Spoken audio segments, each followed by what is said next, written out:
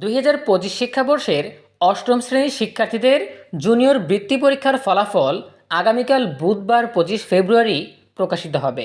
ফলাফল জানা যাবে দুইভাবে।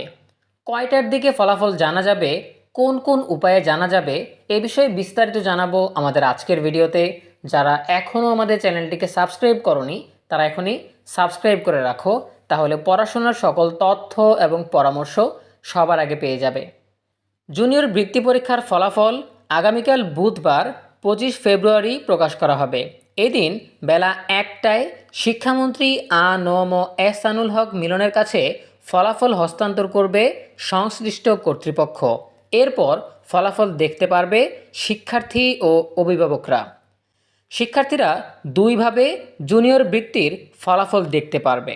এক, অনলাইন পদ্ধতি।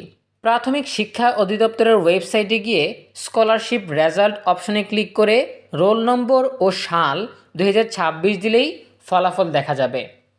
দ্বিতীয় উপায় হচ্ছে SMS পদ্ধতি। মোবাইলের মেসেজ অপশনে গিয়ে বোর্ডের নাম, রোল নম্বর এবং সাল টাইপ করে 16222 এই নম্বরে পাঠিয়ে দিলেই ফিরতি মেসেজে রেজাল্ট জানা যাবে। ঢাকা মাধ্যমিক ও উচ্চ মাধ্যমিক শিক্ষা বোর্ড সূত্র জানায়, এবার দুই ক্যাটাগরি মিলিয়ে 45,200 শিক্ষার্থীকে বৃত্তি দেওয়ার জন্য নির্বাচিত করা হবে। পরীক্ষার ফলাফলের উপর ভিত্তি করে এই মেধাক্রম তৈরি করা হয়েছে। একটি হলো ট্যালেন্ট পুল বৃত্তি, অন্যটি হচ্ছে সাধারণ বৃত্তি।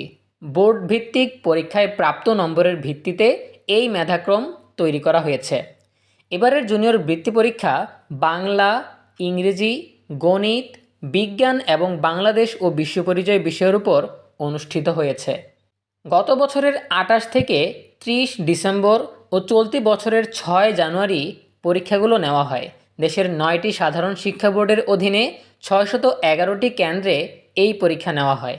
এতে অংশ নেয় 3,46,591 জন শিক্ষার্থী। প্রিয় শিক্ষার্থীরা, এই ছিল জুনিয়র বৃত্তি পরীক্ষার ফলাফল সংক্রান্ত আমাদের হাতে থাকা সর্বশেষ তথ্য। এ বিষয়ে তোমাদের যে কোনো প্রশ্ন কিংবা মতামত জানাতে পারো কমেন্টে। দেখা হবে পরবর্তী আপডেট নিয়ে নতুন কোনো ভিডিওতে।